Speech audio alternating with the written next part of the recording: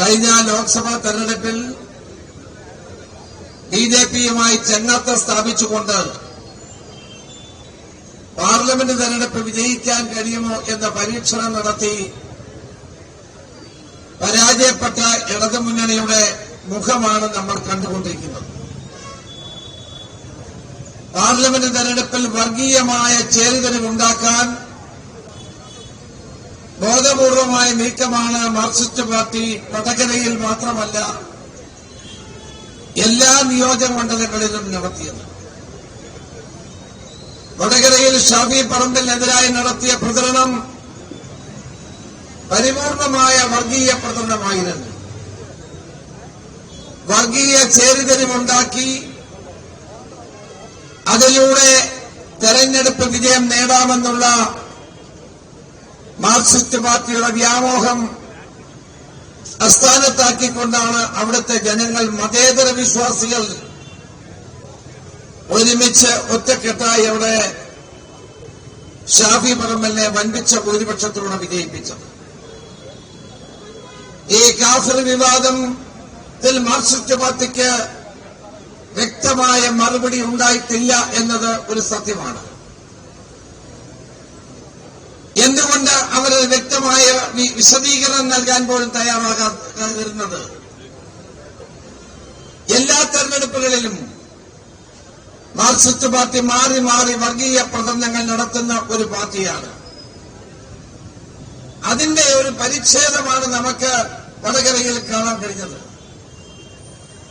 ഇപ്പൊ മുഖ്യമന്ത്രി ഒന്ന് കളം മാറി ചവിട്ടാൻ നോക്കുകയാണ്. ശ്രീകൃഷ്ണ ജയന്തിക്ക് ഗുരുവായൂരപ്പൻ ഇവിടെയാണോ എന്ന് ഗുരുവായൂരിൽ പോയി ചോദിച്ച മുഖ്യമന്ത്രി ഇപ്പൊ ശ്രീകൃഷ്ണ ജയന്തിക്ക് ഫേസ്ബുക്ക് പോസ്റ്റിട്ട് ശ്രീകൃഷ്ണന്റെ അവദാനങ്ങൾ പാടിപ്പെടുത്തുകയാണ്. പ്രധാനമന്ത്രിയെ കാണാൻ പോയ മുഖ്യമന്ത്രി ശ്രീപത്മനാഭസ്വാമിയുടെ വിഗ്രഹമാണ് നരേന്ദ്രമോദിക്ക് കൊടുക്കുന്നത്. ഇതിന്റെ അർത്ഥം മനസ്സിലാക്കാൻ കേരളത്തിലെ ജനങ്ങൾക്ക് പാഴൂർ പടി വരെ പോകേണ്ട ആവശ്യമില്ല. എന്തിനാണ് അദ്ദേഹം ശ്രീപത്മനാഭസ്വാമിയുടെ വിഗ്രഹം പ്രധാനമന്ത്രി നരേന്ദ്രമോദിക്ക് കൊടുത്തത്? നരേന്ദ്രമോദിയുടെ അനുഭാവം പിടിച്ചു പറ്റാൻ വേണ്ടി മാത്രമല്ല, അതിനകത്തൊരു രാഷ്ട്രീയമുണ്ട്. കഴിഞ്ഞ പാർലമെന്റ് തെരഞ്ഞെടുപ്പിൽ പരാജയപ്പെട്ട രാഷ്ട്രീയം ഉപേക്ഷിച്ച് പുതിയ ഒരു രാഷ്ട്രീയം ഏറ്റെടുക്കാനാണ് ശ്രീകൃഷ്ണ ജയന്തിയും ശ്രീപത്മനാഭസ്വാമിയുടെ വിഗ്രഹവും തിരുവനന്തപുരത്ത് നിന്ന് കൊണ്ടുപോയി പ്രധാനമന്ത്രിക്ക് കൊടുത്തത്. മാർക്സിസ്റ്റ് പാർട്ടിയുടെ ഈ വർഗീയ ചാർജ് കേരളത്തിലെ ജനങ്ങൾക്ക് വളരെ വേഗത്തിൽ മനസ്സിലാകുമെന്ന് മുഖ്യമന്ത്രി മനസ്സിലാക്കണം. വർഗീയ അജണ്ടകളോടെ കേരളത്തിൽ പ്രവർത്തിക്കുന്ന പാർട്ടിയാണ് സിപിഎം. ബിജെപിയുമായിട്ടുള്ള നിങ്ങളുടെ ബന്ധം ഓരോ ദിവസം കഴിയുന്തോറും പുറത്തു വന്നുകൊണ്ടിരിക്കുന്നു. കെ.പി. ജയരാജൻ ഒരു നല്ല മനുഷ്യനാണ്. അതുകൊണ്ടാണ് അദ്ദേഹം ഉള്ള കാര്യം തുറന്നു പറഞ്ഞത്. കെ.പി. ജയരാജൻ ജാവ്ദേക്കറെ കണ്ടത് മുഖ്യമന്ത്രിക്ക് വേണ്ടിയാണ്. മുഖ്യമന്ത്രിക്ക് വേണ്ടിയാണ് അദ്ദേഹം ഈ ഇടപാടുകൾ നടത്തിയത്. അല്ലാണ്ട് LDF കൺവീനറായിരിക്കുന്ന വ്യക്തി, സെൻട്രൽ കമ്മിറ്റി മെമ്പറായിരിക്കുന്ന വ്യക്തി എങ്ങനെ ബിജെപിയുടെ പ്രഭാരിയായ ജാവ്ദേക്കറെ എങ്ങനെ കാണും? എങ്ങനെ ചർച്ച ചെയ്യും? സിപിഎമ്മും ബിജെപിയും തമ്മിലുള്ള രാഷ്ട്രീയ അന്തർധാര കഴിഞ്ഞ നിയമസഭാ തെരഞ്ഞെടുപ്പ് മുതൽ തുടങ്ങിയതാണ്. ഇപ്പോഴും അത് തുടരുകയാണ്. കേരളത്തിലെ ജനങ്ങൾക്ക് ഇത് ബോധ്യപ്പെടുന്ന കാര്യമാണ്. ബിജെപിയുമായി ചേർന്ന് നിന്നുകൊണ്ടുള്ള ഒരു പുതിയ രാഷ്ട്രീയത്തിന് സിപിഎം കളമൊരുക്കുകയാണ്. അതിനെതിരെയുള്ള അത് ഇ.പി. ജയരാജൻ പുറത്തു പറഞ്ഞു പോയതാണ് അദ്ദേഹത്തെ ക്രൂശിക്കാനുള്ള കാരണം. യഥാർത്ഥ പ്രതി കേരളത്തിന്റെ മുഖ്യമന്ത്രിയാണ്. യഥാർത്ഥ പ്രതി മുഖ്യമന്ത്രിയാകുമ്പോൾ മുഖ്യമന്ത്രി അതിൽ നിന്ന് മാറ്റി നിർത്തപ്പെടുന്നു. ജയരാജനെ ശിക്ഷിക്കാൻ തയ്യാറാകുന്നു. ഒരുപക്ഷെ ബിജെപിയുമായിട്ടും പ്രകാശ് ജാവ്ദേക്കറുമായിട്ടുള്ള ബന്ധം പുറത്തു വന്നില്ലായിരുന്നെങ്കിൽ ഇ.പി. ജയരാജൻ ഇപ്പോഴും തന്റെ ബിജെപിയുമായിട്ടുള്ള പാലമായുള്ള പ്രവർത്തനം തുടരുമായിരുന്നില്ലേ? കേരളത്തിൽ ഇന്ന് ബിജെപിയുമായി ചേർന്നുകൊണ്ട് സിപിഎം നടത്തിക്കൊണ്ടിരിക്കുന്ന ഈ രാഷ്ട്രീയമായ പ്രവർത്തനങ്ങൾ, കുതിരക്കച്ചവടങ്ങൾ ജനങ്ങൾക്ക് ബോധ്യമായിക്കൊണ്ടിരിക്കുന്നു.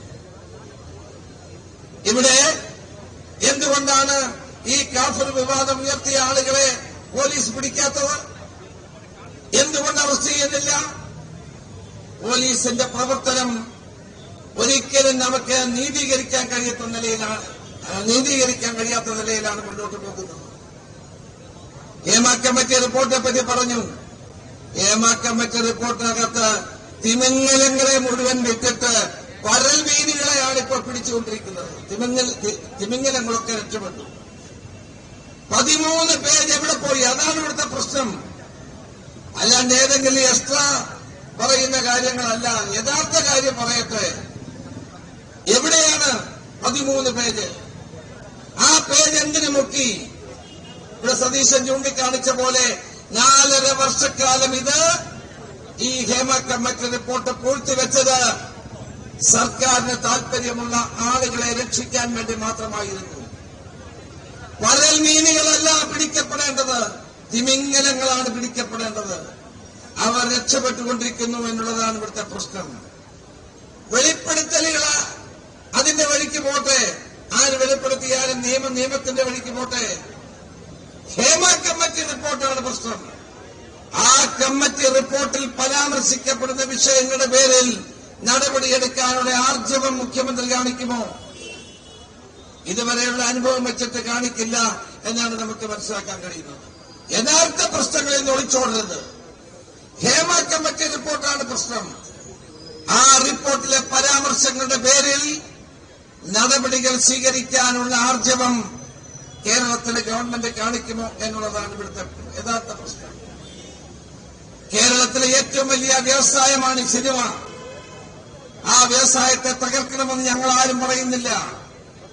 പക്ഷേ സ്ത്രീകൾക്ക് അവർ ജോലി ചെയ്യുന്ന തൊഴിലിടങ്ങളിൽ സുരക്ഷിതത്വമുണ്ടാകണം, മാന്യമായി ജോലി ചെയ്യാനുള്ള അവസരമുണ്ടാകണം.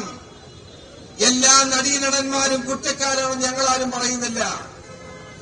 അവരെ മുഴുവൻ സംശയത്തിന്റെ നിലയിൽ നിർത്തുന്നത് ശരിയല്ല. പക്ഷേ കുറ്റക്കാരാരാണെങ്കിലും അവരെ കണ്ടെത്തി നിയമപരമായ ശിക്ഷ വാങ്ങിക്കൊടുക്കാനുള്ള ഉത്തരവാദിത്വം നമുക്കുണ്ട് എന്നുള്ള കാര്യം നമ്മൾ മറക്കരുത്. അത് ആരും വിസ്മരിക്കാൻ പാടില്ല. ഇപ്പൊ ഞാനൊരു വാർത്ത കേട്ടുകൊണ്ടിരിക്കുകയായിരുന്നു ഈ നമ്മുടെ ഫോണിലൂടെ. മുഖ്യമന്ത്രി പറയുന്നു ഡിജിപി അൻവർ പറഞ്ഞത് അന്വേഷിക്കുന്നത്. പറ്റിയൊരു ഡിജിപിയാണ് കേരളത്തിൽ ഭരിക്കുന്നത്. കേരളത്തിലെ യഥാർത്ഥ ഡിജിപി അജിത് കുമാറാണ്, എഡിജിപിയാണ്. യഥാർത്ഥ ആഭ്യന്തരമന്ത്രി പി ശശിയാണ്. മുഖ്യമന്ത്രി മുഴുവൻ കാര്യങ്ങളിൽ ശശിയെ ഏൽപ്പിച്ചിരിക്കുന്നു. യഥാർത്ഥ ആഭ്യന്തരമന്ത്രി ശശിയും യഥാർത്ഥ ഡിജിപി അജിത് കുമാറുമായിട്ടാണ് പ്രവർത്തിക്കുന്നത്. ഞാനും തിരുവഞ്ചൂർ രാധാകൃഷ്ണൻ ഉള്ള കാലത്ത് അജിത് കുമാർ IG റാങ്കിൽ പ്രവർത്തിച്ച ആളാണ്. അന്നൊന്നും അദ്ദേഹത്തിന് ഇത്രയും വലിയ അമിതാധികാരം പ്രയോഗിക്കാനുള്ള അവസരം ഉണ്ടായിരുന്നില്ല എന്ന് കേരള ജനതയ്ക്ക് അറിയുന്ന കാര്യമാണ്. ഈ അമിതാധികാരം എങ്ങനെ ഈ പോലീസ് ഉദ്യോഗസ്ഥന് കിട്ടുന്നു? അത് കിട്ടുന്നതിന്റെ കാരണം ഭരിക്കുന്ന ആളുകൾ നൽകുന്ന ശക്തിയാണ്. ഭരിക്കുന്ന മന്ത്രിമാരും അല്ലെങ്കിൽ മുഖ്യമന്ത്രി നൽകുന്ന അമിതമായ പ്രോത്സാഹനമാണ്. സംസ്ഥാന ആഭ്യന്തര വകുപ്പ് നാഥനില്ലാത്ത കളരിയായി മാറിയിരിക്കുന്നു. അധോലോക പ്രവർത്തനങ്ങളുടെ സിനാ കേന്ദ്രമായി ആഭ്യന്തര വകുപ്പ് മാറുന്നു. ആരാണ് ഇതിന്റെ ഉത്തരവാദി? കേരളത്തിൽ ഒരിക്കലും കേൾവിയില്ലാത്ത വിധത്തിലാണ് ഇന്നും അൻവർ പറഞ്ഞിരിക്കുന്നത്. ചൗടിയാർ രാജകൊട്ടാരത്തിനടുത്ത് മറ്റൊരു രാജകൊട്ടാരം ADGP പണിയുന്നുവെന്നാണ് ഇന്നത്തെ വെളിപ്പെടുത്തൽ. എവിടെ നിന്നുണ്ടാകുന്നു? ഇന്നത്തെ വെളിപ്പെടുത്തൽ പറയുന്നത് നമ്മുടെ PK ബഷീർ MLA നാടായ ഇടവണ്ണയിലെ ഒരു കൊലപാതകത്തെ പറ്റിയാണ്. ഇതിനെല്ലാം ഉന്നത പോലീസ് ഉദ്യോഗസ്ഥന്മാരുടെ പിന്തുണയും സഹകരണവും ഒത്താശയും ഉണ്ടെന്ന് പറഞ്ഞു. പോലീസ് അല്ലെങ്കിൽ കസ്റ്റംസ് പിടിക്കുന്ന സ്വർണം അവിടെ രേഖപ്പെടുത്താതെ നേരെ വിട്ടുകൊടുക്കുന്നു. എന്നിട്ട് പോലീസ് ഇൻഫർമേഷൻ കൊടുക്കുന്നു, എന്നിട്ട് പോലീസ് പിടിക്കുന്നു. വിമാനത്താവളത്തിൽ കസ്റ്റംസ് പിടിക്കുന്ന സ്വർണം എത്രയുണ്ടെന്ന് അവിടെ രേഖപ്പെടുത്തണം. കസ്റ്റംസ് വെറുതെ വിട്ടാൽ പുറത്ത് വെച്ച പോലീസിന് പിടിക്കാം. 25 പവൻ സ്വർണമുണ്ടെങ്കിൽ വെളിയിൽ അത് 5 എഴുതി 20 അടിച്ചു മാറ്റുന്ന ആ പ്രവർത്തനങ്ങൾ കേരളത്തിൽ പല വിമാനത്താവളങ്ങളിലും ഇപ്പോഴും നടക്കുന്ന ഒരു കാര്യമാണ്. വാസ്തവത്തിൽ കസ്റ്റംസും പോലീസും തമ്മിലുള്ള CRPFും തമ്മിലുള്ള ഏകീകൃതമായ ഒരു പ്രവർത്തനമാണ് എല്ലാ കാലഘട്ടങ്ങളിലും വിമാനത്താവളങ്ങളിൽ നടക്കുന്നത്. പക്ഷേ ഇവിടെ വെളിപ്പെടുത്തലിന്റെ അടിസ്ഥാനത്തിൽ ഈ സ്വർണ്ണക്കള്ളക്കടത്തിന് മുഴുവൻ പോലീസ് കൂട്ടുനിൽക്കുക, കസ്റ്റംസ് കൂട്ടുനിൽക്കുകയാണ്. ഭരണത്തിന്റെ ഒത്താശയോടുകൂടി കോടിക്കണക്കിന് സ്വർണമാണ് ഇന്ന് പോലീസ് പിടിച്ച് പോലീസ് ഉദ്യോഗസ്ഥന്മാർ അത് കൈക്കലാക്കുന്നത്. അധോലോകം പ്രവർത്തിക്കുന്നത് ഇന്ന് സെക്രട്ടേറിയറ്റിലെ നോർത്ത് ബ്ലോക്കിൽ 3ാമത്തെ നിലയിലാണ്.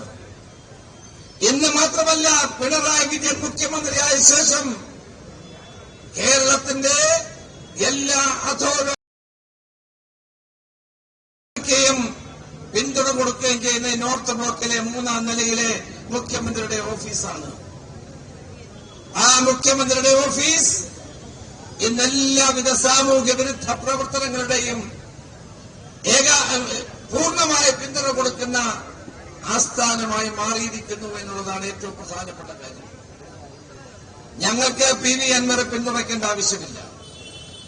പക്ഷേ PV അൻവർ പറയുന്ന കാര്യങ്ങൾ അത് അന്വേഷിക്കേണ്ട DGP അല്ല. കേരളത്തിന്റെ DGP അന്വേഷിച്ചാൽ എന്ത് തെളിയാനാണ്? കേരളത്തിൽ ഇന്നത്തെ DGP അല്ലെങ്കിൽ തന്നെ ഏത് DGP ആണെങ്കിലും ഇത്തരമൊരു കാര്യത്തിൽ അദ്ദേഹമാണോ അന്വേഷിക്കേണ്ടത്? ഇത് CBI ഒരു ഏജൻസി വേണം അന്വേഷിക്കാൻ. ഒരു കേന്ദ്ര ഏജൻസി അന്വേഷിക്കാതെ അൻവറിന്റെ വെളിപ്പെടുത്തലുകളുടെ സത്യസ്ഥിതി പുറത്തു വരാൻ പോകുന്നില്ല. PV അൻവർ പറഞ്ഞ കാര്യങ്ങൾ അന്വേഷിക്കുമെന്നാണ് മുഖ്യമന്ത്രി പറയുന്നത്. ഇന്നിപ്പോൾ ഒരു പൊതുയോഗത്തിൽ വെച്ച് മുഖ്യമന്ത്രി പറയുന്നു, കോട്ടയത്തെ ഞാനിത് അന്വേഷിക്കുമെന്ന് പറയുന്നു. ആരെയാണ് അന്വേഷിപ്പിക്കുന്നത്? DGPയെ. എന്ത് അന്വേഷണമാണ് നടക്കാൻ പോകുന്നത്? ആ അന്വേഷണത്തിൽ കേരളത്തിലെ ജനങ്ങൾക്ക് വിശ്വാസമില്ല. ഇവിടെ PV അൻവറുടെ വെളിപ്പെടുത്തലുകൾ അന്വേഷിക്കേണ്ടത് CBI ആണ്. ഒരു കേന്ദ്ര ഏജൻസി അന്വേഷിക്കാതെ വസ്തുതകൾ പുറത്തു വരാൻ പോകുന്നില്ല. ഇത് കഴിഞ്ഞ കുറെ നാളുകളായി കേരളത്തിലെ പിണറായി വിജയൻ മുഖ്യമന്ത്രിയായ ശേഷം കേരളത്തിൽ നടക്കുന്ന അധോലോക പ്രവർത്തനങ്ങളുടെ മുഴുവൻ പിന്തുണയും മുഖ്യമന്ത്രിയുടെ ഓഫീസിൽ നൽകുന്നു എന്നുള്ളതിന്റെ ഏറ്റവും വലിയ ഉദാഹരണമാണ് ഓരോ കാര്യങ്ങളും പുറത്തുവരുന്നത്. ഒരു SP തടി വെട്ടി ഫർണിച്ചർ ഉണ്ടാക്കും. ഇതെന്തൊരു കാലമാണ് നിങ്ങൾ ആലോചിക്കുക. ഒരു SP വഴിയെ പോകുന്ന എല്ലാവരുടെയും പേര് കേസെടുക്കുക. ഏറ്റവും കൂടുതൽ ക്രിമിനൽ കേസുകൾ സമരം ചെയ്യുന്ന മുസ്ലിം ലീഗ് പ്രവർത്തകന്മാർക്ക് നേരെ ഏറ്റവും കൂടുതൽ കേസെടുത്തിട്ടുള്ള SP ആണിത്. മലപ്പുറം ക്രിമിനൽ താവളമാണെന്ന് വരുത്താൻ ബോധപൂർവമായി നീക്കം. നിങ്ങൾ ആലോചിച്ച് നോക്കുക. സ്വർണ്ണക്കള്ളക്കടത്തിന്റെ രഹസ്യം ഞാൻ പറഞ്ഞു. ഇതാണ് നടന്നുകൊണ്ടിരിക്കുന്ന കേരളത്തിൽ. കസ്റ്റംസും പോലീസും ചേർന്നുള്ള കള്ളക്കളിയിലൂടെ സ്വർണം മുഴുവൻ പുറത്തു പോകുന്നു. എല്ലാ സാമൂഹ്യ വിരുദ്ധ പ്രവർത്തനങ്ങളെയും പിന്തുണ കൊടുക്കുന്നു. ഫോൺ ടാപ്പ് ചെയ്യുന്നു. ഫോൺ അങ്ങനെ ആരുടെ ടാപ്പ് ചെയ്യാൻ കഴിയാത്തതാണ്. അത്ര എളുപ്പത്തിൽ ചെയ്യാൻ കഴിയുന്നതല്ല. കോടിയേരിയുടെ ബാലകൃഷ്ണന്റെ കാലത്താണ് ഫോൺ ടാപ്പ് ചെയ്യുന്ന യന്ത്രം വാങ്ങിയത്. ഞാനാണത് സ്വകാര്യ വീട്ടിൽ നിന്ന് അത് പോലീസ് ഹെഡ്ക്വാർട്ടേഴ്സിലേക്ക് മാറ്റിയത്. അവിടെ വേണമെങ്കിൽ പോലീസ് വിചാരിച്ചാൽ നമ്മുടെയൊക്കെ ഫോൺ ടാപ്പ് ചെയ്യാം. പക്ഷെ അങ്ങനെ സാധാരണഗതിയിൽ ആരും ചെയ്യാറുണ്ട്. അതിന് നിയമമുണ്ട്. തീവ്രവാദികൾ, രാജ്യവിരുദ്ധ പ്രവർത്തനം നടത്തുന്നവർ, മാവോയിസ്റ്റുകൾ, അവരെയൊക്കെയാണ് പലപ്പോഴും നമ്മൾ ഫോൺ ടാപ്പ് ചെയ്യുന്നത്. അതിന് ഹോം സെക്രട്ടറിയുടെ അനുവാദം കൂടെ വേണം. എല്ലാ ചുമ്മാരുടെ ഫോൺ ടാപ്പ് ചെയ്യാൻ പറ്റില്ല. ഒരാളുടെ രഹസ്യ സ്വകാര്യതയിലേക്കുള്ള കടന്നുകയറ്റമാണ്. അതിന് സുപ്രീം കോടതി വിധികളുണ്ട്. അതിന്റെ അടിസ്ഥാനത്തിൽ ഹോം സെക്രട്ടറിയുടെ അനുവാദത്തോടെ മാത്രമേ ഫോണുകൾ ടാപ്പ് ചെയ്യാൻ കഴിയൂ. പക്ഷേ അത് ഈ യന്ത്രം സൂക്ഷിക്കുന്ന 2 പോലീസുകാരെ ഉപയോഗിച്ചുകൊണ്ടുള്ള ടാപ്പിംഗാണ് കേരളത്തിൽ. അതിനധികൃതമായ ടാപ്പിംഗ് വളരെ ഗൗരവമുള്ള കാര്യമാണ്. മന്ത്രിമാരാണെങ്കിലും MLA-മാരാണെങ്കിലും പ്രതിപക്ഷ നേതാക്കളാണെങ്കിലും പോലീസ് ഹെഡ്ക്വാർട്ടേഴ്സിൽ വയ്ക്കുന്ന ഈ യന്ത്രം ഉപയോഗിച്ചുകൊണ്ട് ആര് ടാപ്പ് ചെയ്യുന്നു അറിയേണ്ട കാര്യമാണ്. ഒരിക്കലും നടക്കാൻ പാടില്ലാത്ത കാര്യമാണ്. നിരവധി സുപ്രീം കോടതിയുടെ വെളിച്ചത്തിൽ ഇത് സ്വകാര്യതയിലേക്കുള്ള കടന്നുകയറ്റമാണ് എന്ന ബോധ്യത്തോടുകൂടി ടാപ്പ് ചെയ്ത ആളുകളുടെ പേരിൽ നടപടി സ്വീകരിക്കണം. ഇവിടെ ഏതായാലും പെഗാസസ് ഇല്ലല്ലോ, ഇല്ല എന്ന് ഞാൻ കരുതുന്നു. മോഡി അവിടെ പെഗാസസ് വെച്ചാണ്. പിന്നെ വി മുരളീധരൻ പറയാണ് പെഗാസസിനെ പറ്റി പറഞ്ഞവർ ഇപ്പോഴെന്താ മിണ്ടാത്തത്. പെഗാസസ് അവിടെയാണ് മുരളീധരൻ. അവിടെ പെഗാസസ് ഉപയോഗിച്ചുകൊണ്ട് ഇസ്രായേൽ സംവിധാനമാണ് ഈ പെഗാസസ്. ആരുടെ മൊബൈലും ആരുടെ ഫോണും ഏത് സന്ദർഭത്തിലും ടാപ്പ് ചെയ്യാൻ കഴിയുന്ന ആധുനികമായ സംവിധാനമുണ്ട് പെഗാസസിലൂടെ. അത് വെച്ച് ടാപ്പ് ചെയ്യുന്ന സംവിധാനം മോഡി നടത്തുമ്പോൾ മോഡിയെ പോലെ ഇവിടെയും മുണ്ടുടുത്ത മോഡി ആളുകളുടെ ഫോൺ ടാപ്പ് ചെയ്യുന്നുണ്ടോ എന്നുള്ള ഇത് ഗൗരവത്തിൽ അന്വേഷിക്കേണ്ട ഒരു കാര്യമാണ്. നമ്മുടെ DGP അന്വേഷിച്ചാൽ എന്ത് പ്രയോജനമാണ് ഉണ്ടാകാൻ പോകുന്നത്? ക്രിമിനൽ സംഘങ്ങൾക്ക് പച്ചക്കൊടി കാട്ടുന്നു. മുഖ്യമന്ത്രിയുടെ ഓഫീസ് സർവ്വ സാമൂഹ്യ വിരുദ്ധ പ്രവർത്തനങ്ങളുടെയും താവളമായി മാറുന്നു. ഒരു കാലത്തും ഉണ്ടാകാത്ത നിലയിലുള്ള മുഖ്യമന്ത്രിയുടെ ഓഫീസിനെതിരെയുള്ള ആരോപണങ്ങൾ ഒന്നൊന്നായി പുറത്തു വരുന്നു. ഇത് അന്വേഷിക്കേണ്ട DGP ആണോ? ഇത് അന്വേഷിക്കേണ്ട ക്രൈംബ്രാഞ്ചാണോ? ഇത് അന്വേഷിക്കേണ്ടത് CBI പോലെ സെൻട്രൽ ഏജൻസിയാണ്. എന്നാൽ മാത്രമേ വസ്തുതകൾ പുറത്തു വരികയുള്ളൂ. പ്രതിപക്ഷം പറഞ്ഞ മുഴുവൻ കാര്യങ്ങളും സത്യമാണ് എന്ന് അൻവറുടെ വെളിപ്പെടുത്തലിലൂടെ പുറത്തു വന്നിരിക്കുന്നു. അൻവർ പറഞ്ഞ കാര്യങ്ങളിൽ നിന്ന് നമുക്ക് ഉത്തരവാദിത്തമില്ല.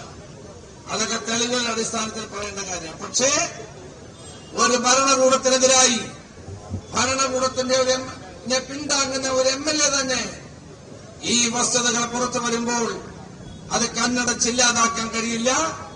ഇതൊരു കേന്ദ്ര ഏജൻസിയെ കൊണ്ട് അന്വേഷിപ്പിച്ച കുറ്റക്കാർക്കെതിരെ ശക്തമായ നടപടികൾ സ്വീകരിക്കണം.